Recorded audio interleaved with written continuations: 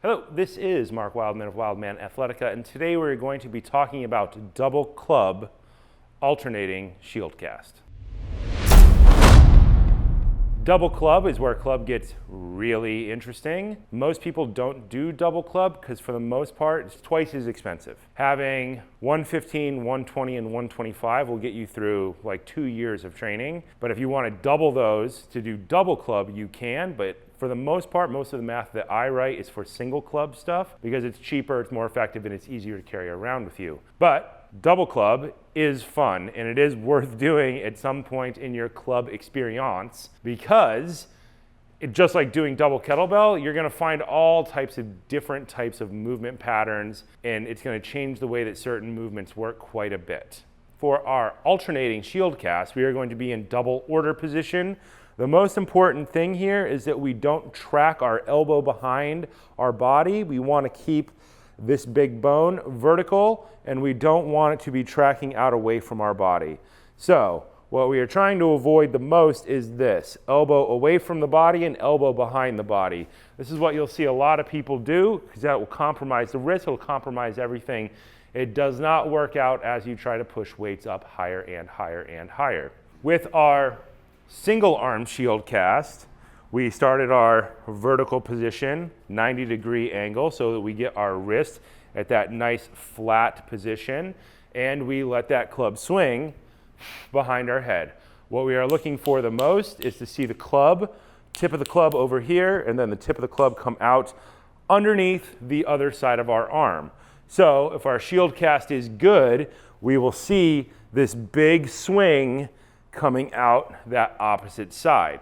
To set up for our double, we are going to set up much like you would do with double kettlebells. But kettlebells tend to go between the feet, clubs tend to go outside the feet. There are exceptions to that rule, but it's general. So you're gonna set your feet up. I like to think of this as kind of like skiing width. You wouldn't go skiing down a hill probably with your feet super wide. You would probably keep them closer together so that you can move more effectively. So think of that here. I don't want your feet to be outside shoulder width. I would like them to be directly under your shoulders or maybe even slightly closer together than shoulder width apart. We're gonna get 2 clubs up to double order position. The important part here is what we've been talking about. Don't let all this track out behind you. Don't let your rib cage lift. Don't let your elbows flare. It's just going to make your life hard. Push your rib cage down, squeeze your glutes, push your elbows forward, and marry those elbows to your body. Now we're just going to have our alternating shield cast. Swing 1, 2, 3, 4, 5, 6. The interesting part here is that one side of your rib cage is now going to move, but the other side is going to stay locked down. When you're doing this exercise with 2 hands, both sides of your rib cage will move in series. When you're doing this with 1 hand, you can twist and that other side of your rib cage can do whatever it wants. With the 2 clubs, one side has to stay locked down while the other side moves. So if you're a practitioner of something like, say, Chinese martial arts, you will recognize this, I believe, as a lung movement, like maybe from Jingyi or something like that. One side stays locked down while the other side moves. This builds into more coordinated skill. Instead of doing something like bicep curls, I would rather take the time to teach somebody this activity. This activity could be dropped right into a program, replacing like a double bicep curl or an alternating bicep curl. They do not have the exact same visual effect, but one of them is exactly a movement from all of human history, and one of them is a bodybuilding exercise. Let's demonstrate this now with some 15s. I have a new generation 15 and a really, really old 15, so you're gonna see the clubs are slightly different heights. Hands on, thumbs out, swing it up, squeeze your glutes, lock yourself down. One side, the other side. And you're going to want to keep that arm at 90 degrees. You're going to notice if you try to go too low, your life's going to suck. And if you try to go too high, your life's going to suck. It's going to be very difficult to do. Think about keeping those elbows in that perfect position. And now instead of doing just like a normal bicep curl, what we are doing is combining this very common movement from all of weapons, hammer, fist, elbows, all these in every martial art that exists on the planet, staff fighting, machete fighting, everything. And we are doing our bicep work by using our bicep as a brake. Instead of producing movement with it in this exercise, we are using it as a brake in this exercise. Fine way to do it. There are other movements that we use to do more bicep-y type things. Let's demonstrate it with a set of 20s. With those feet pointed nice and straight ahead. Hands go on.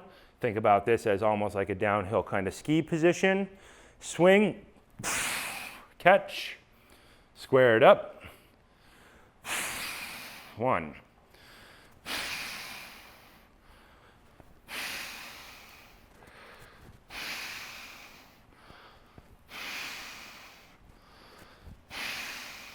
Same things we are looking for in all of these movements. We are looking for that hand to go past the opposite ear.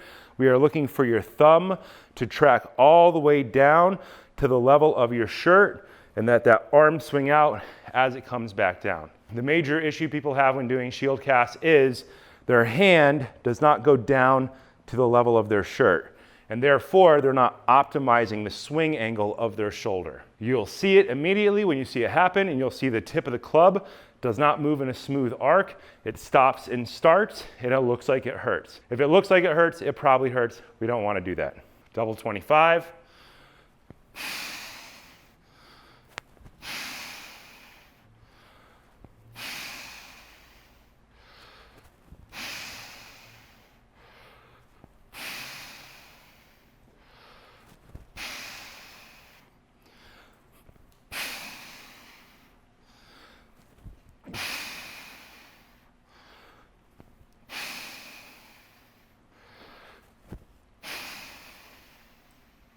Programming for this exercise can be numbers. Just like anything that we do, you can take it from pure strength. It could be 3 reps on each side to 5 reps on each side to be pure strength, or you can start pushing the numbers up, turn it into bodybuilding numbers, 6 to 8s, or the way that I like to do it is time-controlled sets. A minute of work, moving on to another exercise.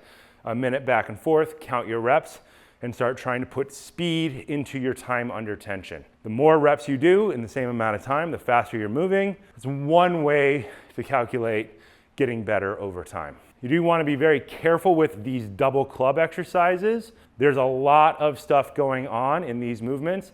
You are going to have to squeeze your glutes to stabilize the lowest part of your spine more than you otherwise would. And with all double exercises, double kettlebells, double clubs, double maces, one side of your body needs to probably lock down to keep that secondary lever from swinging around. So you're gonna have to create more tension while the other side is relaxed. This is excellent for athletes and martial artists because that's kind of everything that they do. Create tension at one point, create relaxation at some other point in the movement. With this exercise, you're going to have to squeeze your glutes a lot, and you're gonna get a lot less movement from your knees and from your hips. When you're starting this exercise, the best thing to do is to go 2 weights down from the heaviest weight you can use with a single hand at least. So if you're using a 25 single hand, you should go down to like the 15. That might not be an option for everybody, but like double 15 is not really all that quite terrible, but you'll recognize really quickly that there's a lot of extra things happening in this movement when you start to try it. This has been Mark Wildman of Wildman Athletica.